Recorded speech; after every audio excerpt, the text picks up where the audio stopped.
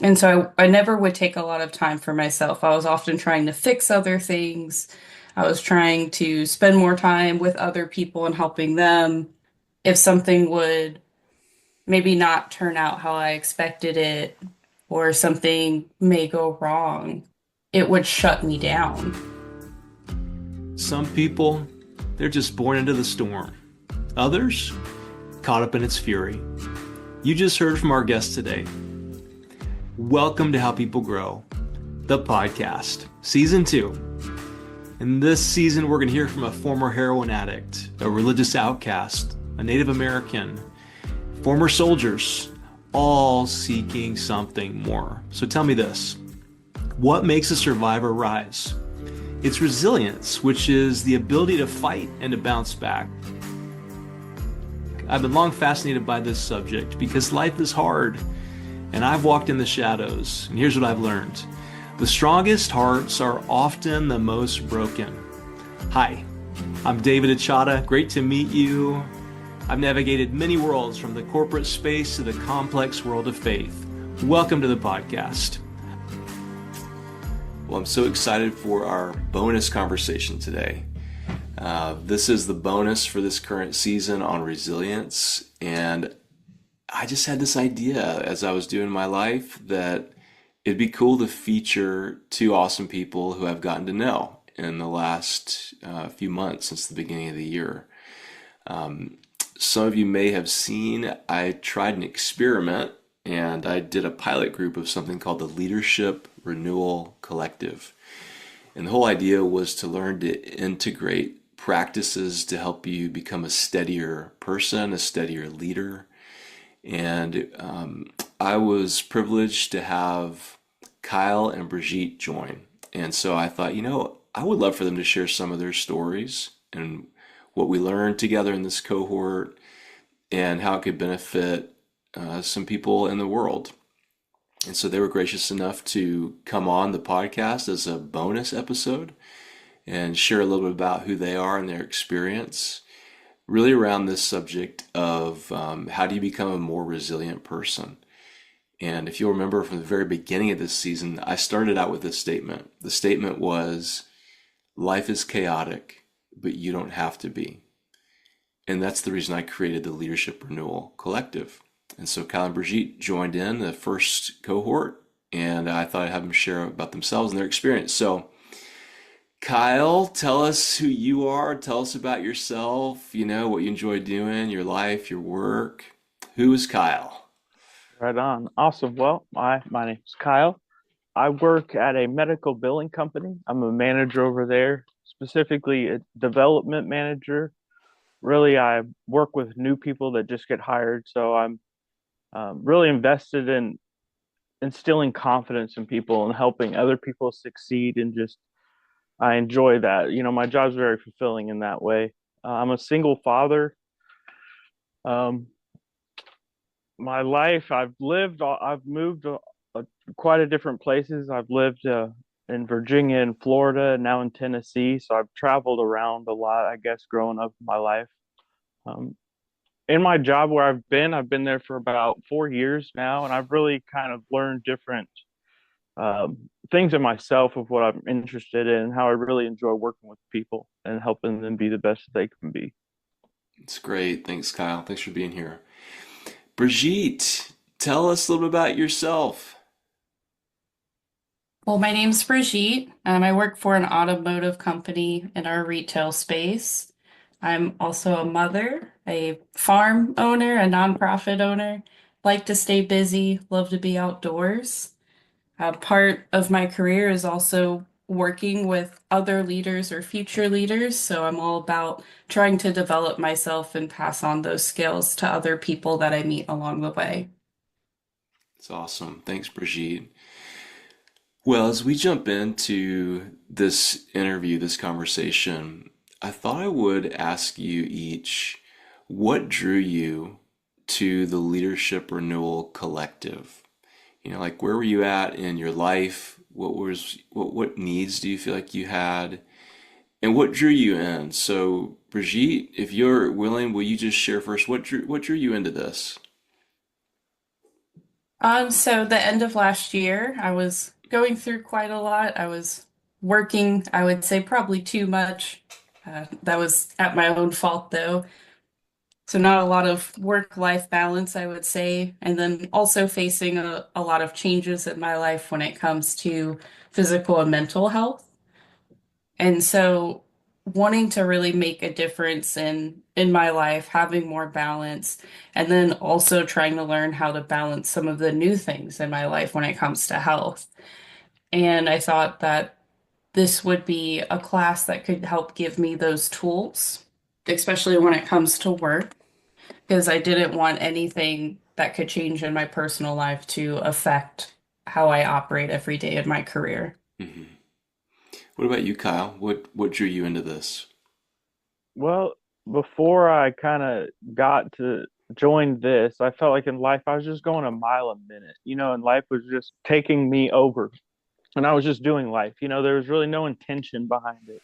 I was successful in areas like, my life wasn't out of control, but it really is just I wasn't intentional with things, and so I would things would disrupt me, and I get stressed easy and react, and I could tell like I was just burning out. I wasn't really, if I was maintaining this lifestyle without focusing on myself and my needs, so to speak, could burn out. Hmm. And seeing this, some of the key points, going away alone and with a guide and all that, just really intrigued me. Your initial Hmm. title just really kind of intrigued me. It's like this is exactly what I'm looking for. So, I love it. Yeah. And this is, for either of you, what do you think it is that leads us to overwork ourselves and burn out? wanting to be accepted in this world. Hmm. What do you mean by that? Well, because if you don't work and make money, I mean, well, that you can't have a family, but if you don't work and make money or anything, you're not going to be accepted. And I know that's a big part of why I try, I guess, to, continue to work and do the best that I can. So you mean if you don't push yourself to your limits, then you won't, how can I say? It's almost like we know in our culture that if we don't burn ourselves out eventually, that we might not have what it takes to keep a job. Yeah, yes, yeah, Isn't that twisted? yes. Brigitte, I see you got something. What do you think? I know we've talked about this in the class, but my mindset previously was being a high performer is somebody who often overworks, dives into too many things, and it feels like a positive thing when you're in it until you reach that point of burnout, and then you realize it's actually impacting your work. Hmm. And that's something that I often struggled with, not wanting to say no or wanting to show that I can contribute to something, even if I may not have the bandwidth. So then I'm sacrificing, personal time, time with my family, or time for myself. Yeah, Brigitte, you had shared that you had been going through some mental health challenges. Are you open to share a little bit more about what that was like or what that looked like for you? Yeah, so I would say that is part of where kind of that overworking mindset comes from. Um, I was diagnosed with borderline personality disorder. And so wanting to kind of be accepted or wanting to show like you have this worth and you bring a lot of value to something can really drive that. And so I never would take a lot of time for myself. I was often trying to fix other things. I was trying to spend more time with other people and helping them and just not really giving to myself. And so if something would maybe not turn out how I expected it, or something may go wrong, it would shut me down. Hmm. And then I would really struggle with that. And it's not the normal shutdown that you may see, and it's not something that you feel like you can talk about at work. So you kind of just bottle that up, and then you want to stay busy to avoid it instead of taking time for yourself. Hmm. Yeah. And what were the implications that was having on how you're feeling, how you were living, how you were acting? How did that affect you? Definitely, hurts relationships with colleagues or, with family. Definitely could be crippling with work or productivity, especially if facing like depression and then having that kind of bring you down. And then also just increasing anxiety. So being more anxious at work when working on things or meeting with people, being concerned about, am I doing enough at work? And then having this anxiety that you're not enough and then trying to do more and chasing that. And then we get back into kind of overworking yourself and hitting that burnout again. So it Hmm. was like this vicious cycle. Yeah. When you came, I remember you shared some of that. I don't remember hearing about, or maybe you did mention the borderline personality disorder. What does that look like for you? How do they know that that's what you have? What made you wonder that? Will you share a little bit more about that? Yeah, so realizing that I was kind of in this cycle, I decided to reach out and see what kind of support I could get. Um, I was using anxiety medications as needed when doing things like public speaking to kind of help. And, it helped quite a bit. And so I wanted to see, what else could I do to maybe looking at like therapy and other things like that. And so after meeting with a psychiatrist, you go through an assessment, and that's where they determine that I had the borderline personality disorder, which makes a lot of sense as we talk through it. And so a lot of the struggles besides like anxiety also comes with having struggles with coping skills. Hmm. And a lot of it stems from childhood. Yeah. And so I started going to counseling in January and then started working on coping skills and other things like that to kind of help bring this together, understand what it is, and feel more in control. Hmm. Where before I was feeling like I didn't have control of like impulsive behaviors. I didn't have control of the anxiety. I didn't have control about having these more like intense emotions or reactions to things. So if say something happened that was negative, it might feel 100 times worse than it should. And I mentally know that it's not that bad. But at the same time, it just feels like the worst thing in the world. Hmm. So having more control of that has been a huge help. Hmm. Wow, Brigitte, thank you so much for sharing that. And before we're done today, we're going to circle back around to Brigitte because she shared some data on how her life has changed in the last couple of months. So we'll come back to that in just a minute. But what I want to just highlight here is, Brigitte, you are like so many other people who are in the workplace. We all have our aches and pains, our mental health issues, our stories. And I love that you have taken some time to say, you know what, I'm going to do my own personal work, get some resources, get some help. And I want to circle back around here in just a minute to some of your story, but I want to go over here to Kyle. So, Kyle, when you came in, you mentioned that, you were overworking yourself, you were having some issues with, I'm not sure if you used the word boundaries, but I'd love to hear a little bit about you and as you kind of dig back into your own story. What do you think it was that was, you mentioned acceptance, but what do you think it was that was driving you to overwork and behave in such a way to where you were kind of wobbly, when you came in? Like, what do you think was driving you there? Right. Well, I mean, the bigger picture with the acceptance is like it's the contentment in that. I've always been uncontent in myself or, in the things that's presented to me. And it's hard for me to be content in kind of where I'm at or what I have.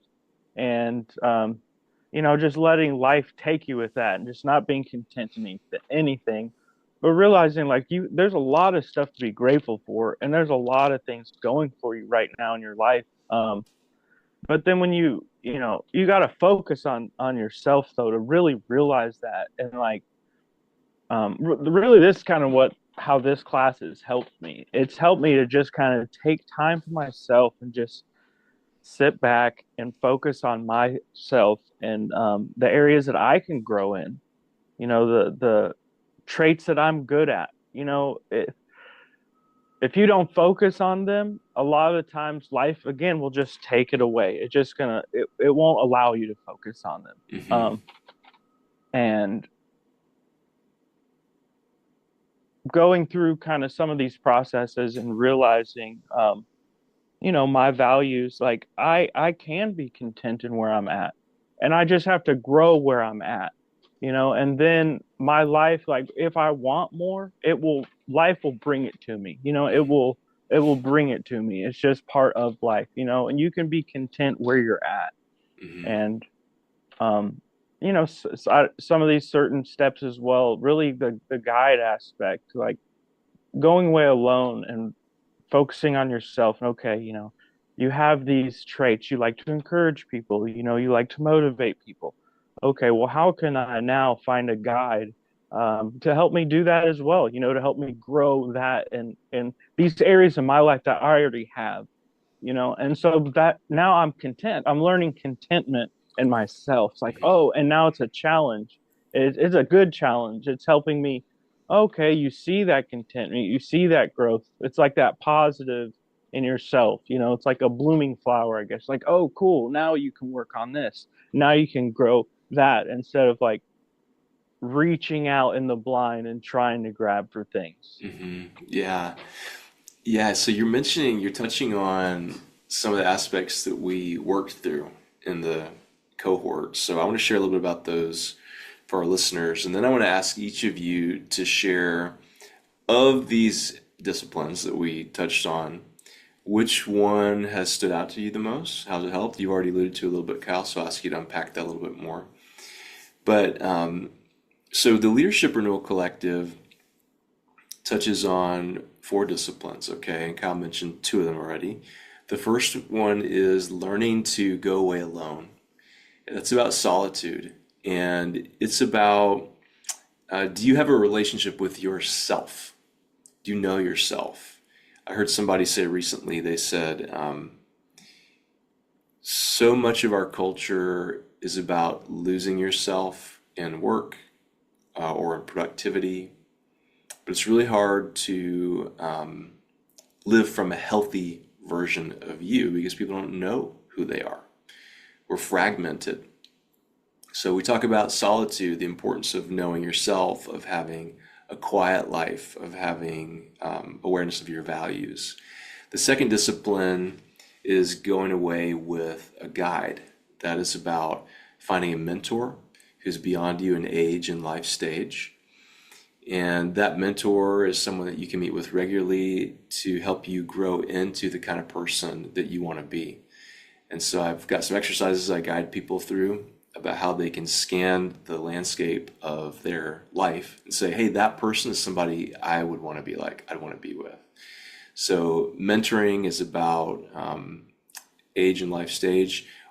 But coaching is a little different. Coaching is the work that I do with a lot of people. And it's somebody that you pay to help you work through some specific things. So going away alone, go with a guide, and going away with your team, that's about developing healthy relational practices with your team at work. And it intentionally comes at this point in the process because when you're developing your relationships with your team, that ought to be out of the outflow of the healthy version of who you are. So they can see from you what it's like to take care of yourself. They can see what it's like for you to have a healthy life of quiet and solitude and boundaries. And then if you can do that, then you develop what's called social resilience, which is what I've talked about in my book, Executive Retreats for Busy Business Leaders. Social resilience is, it's all based around this idea of we humans, we don't have claws, we don't have armor. What do we have? We have relationships. That's what we have. That's how we survive. That's how we get stronger. And so social resilience is about developing healthy relationships that can withstand hard things. And then last is going away with your family. And the whole idea about going away with your family is that you've got to understand that your children, your significant other relationships, they have things to give you. It's not just about you giving them, but it's you learning to be a receiver of the care of your family.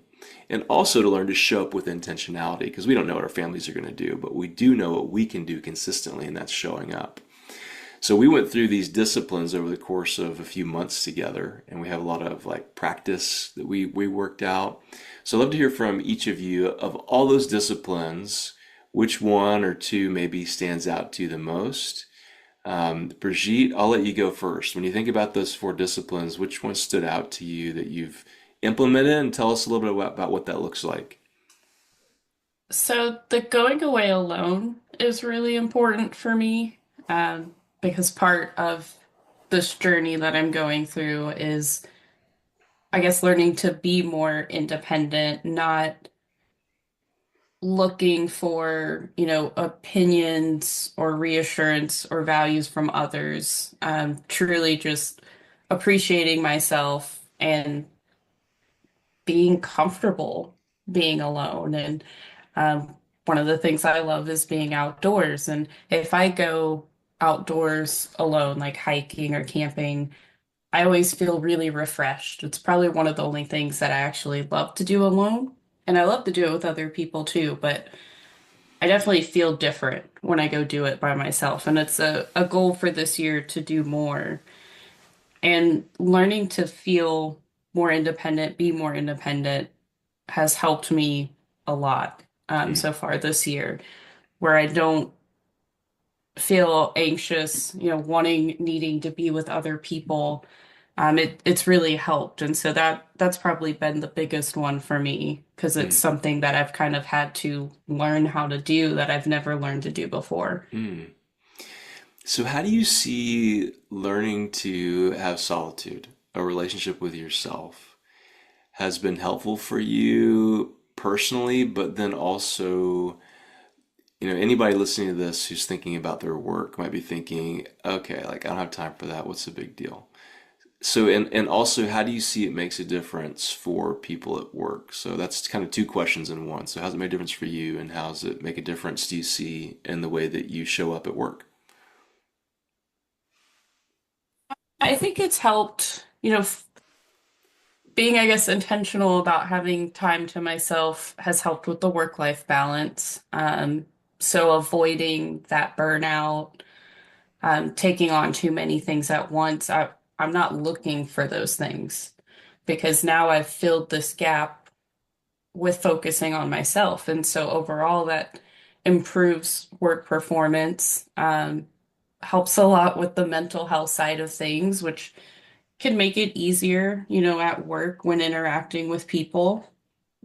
I feel like for me, that's been the biggest change is just having that shift from it being all work and activities to making sure that there's always time for myself.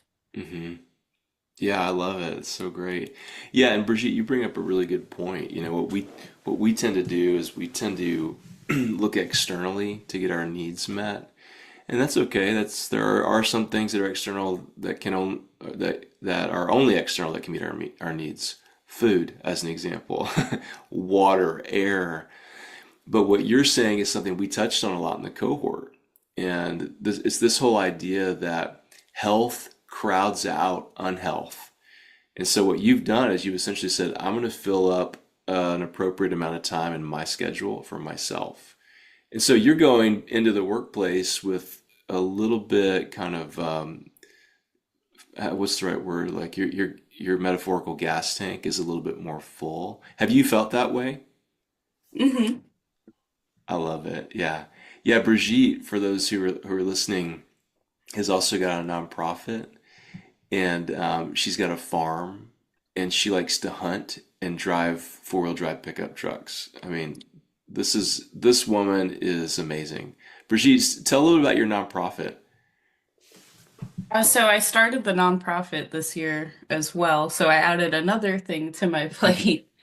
Um, but it was something that I was already kind of doing on the farm, and there isn't a rescue that works with horses and livestock here in my area. I don't believe there's one in the surrounding counties either, and so there's been a need for it, and it's something that I've always loved to do, and I have the space and facilities for it. So I decided to register my farm as a nonprofit to be able to give back and be more involved with my community, and be able to help more animals. I've worked with horses my whole life. I've worked with therapy horses. I've competed with horses. I've worked with race horses and just, having your pet horse. My daughter has a horse, and, I love having that opportunity for her where she can grow up with her own horse and have that connection.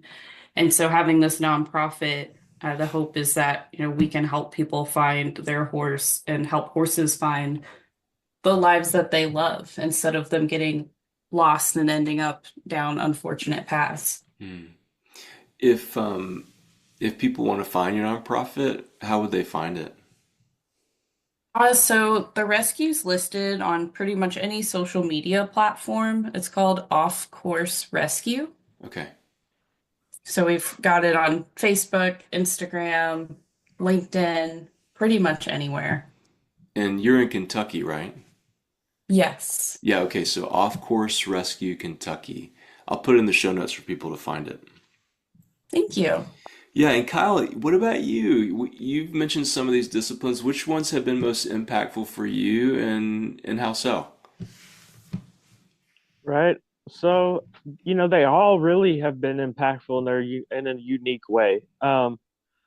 Going away alone, that one's really just getting away from all the noise in life, and the distractions, media, everything, all the distractions that life can bring, and just sitting down and focusing on yourself, what what do you like? What do you enjoy? What benefits you? That can be done on a daily basis. First thing in the morning, you can kind of take time to reflect on your day and like what are key things you're going to focus on throughout your day, instead of scrolling right away or getting something to boom, bring distractions and, just kind of going away alone. And then also getting the guide with that. Like my a big thing when we were doing this cohort in our meetings, from when I was talking with my peers and stuff, is relationships. I don't really have many relationships, and I'm kind of I guess nervous to step out there and really meet new people.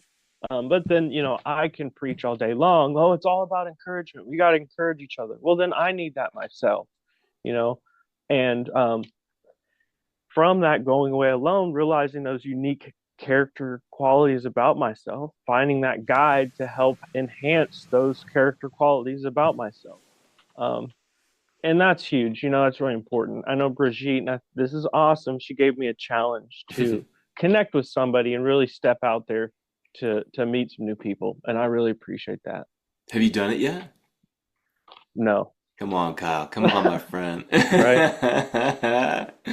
And that's another great thing about the cohort is really challenging one another to take Yeah. new steps, to do new things. This is great. I'm so glad the two of you were here and able to share a little bit about it. I want to shift gears just a little bit though. So we've talked a little bit about the cohort, and I want to make a shift to like a simple discussion about mental health. And this is coming back to Brigitte, some of the things that you mentioned earlier. Um, Brigitte mentioned some of her realizations about her own mind and her own life and some areas she needed to get help. And so, Brigitte, you were sharing with me how you took an assessment at the beginning of the year. And it just so happened that the conclusion of the cohort coincided with an updated assessment you took, and how that data kind of gave you an aha, like, oh, I've changed in a few months. Share a little bit more about the assessment you took and the improvements that you found, and what do you think led to that?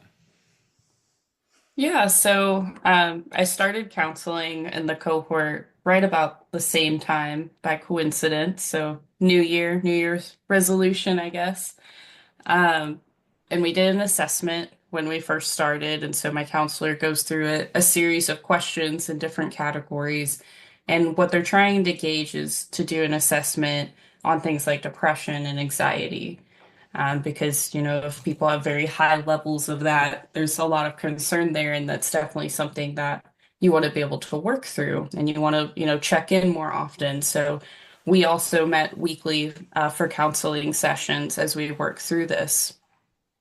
And so throughout counseling and the cohort, there were some things that kind of overlapped. They were very easy to connect. We talked about coping skills, which is really big for BPD. And one of the things that I loved is with counseling, we're really focused in on some of these things and what they are and trying to figure out, kind of where they stem from in my life and what they look like in my life now and what does the future look like to make this better. And then in the cohort, we talk a lot about, how it ties into work and like how it affects us as leaders and how, working through these things and making these improvements can make you a better leader. And I'm a bit of a workaholic. And so when we're talking about things and how they can affect, my career and being a leader, sometimes that gets through to me in a better way. And so I loved how those two things really work together. And I would take things back to counseling that we talked about in the cohort. And so right around the end of the cohort, we did another assessment because they do it every few months. And she felt like there was improvement happening. And so basically, depression and anxiety levels had reduced 50% after those few months. So that meant, we could meet less often. So we meet bi-weekly now. And she said that she feels like, there's a lot of improvement there, a lot of healing there. And, that should just continue to improve this year and we'll keep doing assessments. But I definitely believe that those two things had to kind of work together to help me get to that point faster. Hmm. That is so amazing. What was that like for you to see the data on yourself that those depressive symptoms had lessened by 50%? It definitely helped kind of see the full picture, because I definitely felt a lot better, but to have, the numbers and really like see it Hmm. helped kind of, bring it full circle. Like there is change happening here. This is why you're feeling better. Like keep working through these things and doing these things because it's just going to keep getting better, which, will help me with work. It'll help me with my family. It impacts everywhere. When you feel healthier, your interactions are healthier, and then it's also easier to see and understand what's going on with other people too. Yeah. What would you say, either of you, Kyle or Brigitte, what would you say to people who haven't yet started to make the investment in themselves, that are overworking themselves because they think they have to in order to, quote, make it in their workplace? I mean, what is your advice to those people based on what you've learned in your growth and your experience in the last couple of months? I think they should. It's important they should do it. It's hard to step out on your own. That's why it is so important to get that relationship. If somebody's having trouble investing themselves, they should communicate that to somebody that they trust and allow them to pour in their lives as well. And help get somebody else help you achieve that goal if you're having trouble doing it. Mm, I mean, I've definitely learned that, overworking yourself isn't the right answer. And I think sometimes for people too, it can be almost like an escape from things, to keep filling your schedule with work so that you don't have to, confront other things or do other things. And mm, so I think, really diving into that and looking at the bigger picture of what's going on can be really helpful. And, the work that you do isn't everything when it comes to your career. There's a lot of other factors. There's a lot of other things that people watch for, that leaders watch for. Um, So you kind of you can't just check this box of, oh, I performed all these tasks and that's good enough. There's so much more to it than that. Hmm. And then of course, I mean, mental health. I've always been someone to advise others to get help when they're struggling, but I've never helped myself. And I've seen, I've had direct reports that struggled and we talked through it and got them resources and it turned around how they were at work, how they interacted with people, bonding with the team, um, productivity, things like that completely change. But I never took that advice for myself. So I was always giving advice as a leader, but I never took my own advice. I've done the same thing, and I think it's probably a growth, life stage development thing. When we're younger, we tend to look outward, for stability. We look to our parents initially when we're young. Then the older we get, we're looking to like a degree or a career or something like that. But there comes a point when you've got to help yourself, and no one else is going to do it for you.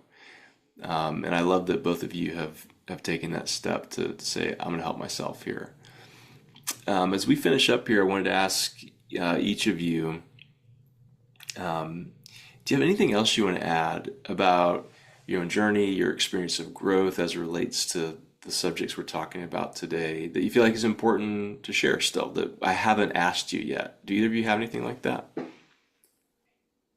I would say, investing in development's really important. I know I come from a company that has a lot of development opportunities. But I remember working with a leader that I really admired, and he talked about how you can't just wait for opportunities for development, and you can seek out your own development, whether it's, reading a book, following a podcast, taking a class, going to school, whatever it may be. And so that was, this was something that I felt like would really help myself.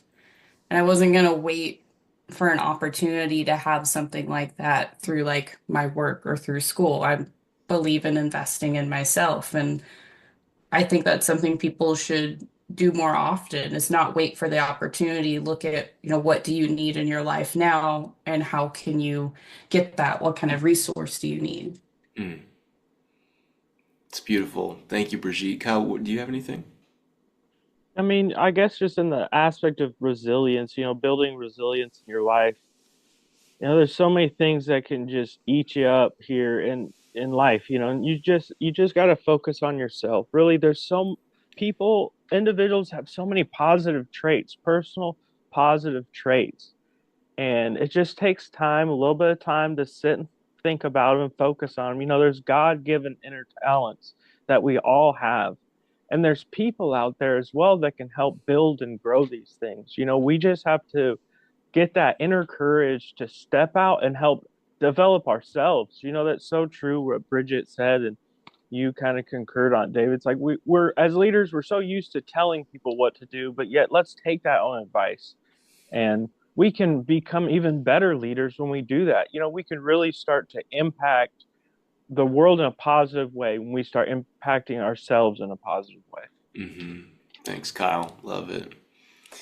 Yeah, so for our listeners, I am so thankful for Kyle and Brigitte being willing to talk about this. These cohorts are ongoing. I'm planning on starting the next one in June. But they're ongoing, and you can sign up at achatacoaching.com. You'll see an icon at the top of the page that says cohorts. You can click on that and sign up there if you'd like to participate. The cohort is designed for 2 to 4 people. So it's a pretty small, intimate setting, and that's by design because we have better conversations that way. So if you're interested in becoming a more stable person in a world of instability, this could be a good resource for you, I think. So, Kyle and Brigitte, thank you for being here. I appreciate each of you. And for our listeners, we have a season being recorded currently for the next How People Grow podcast. And it's going to be on the wisdom of the body. So that's coming up soon. So stay tuned. And until then, we'll see ya.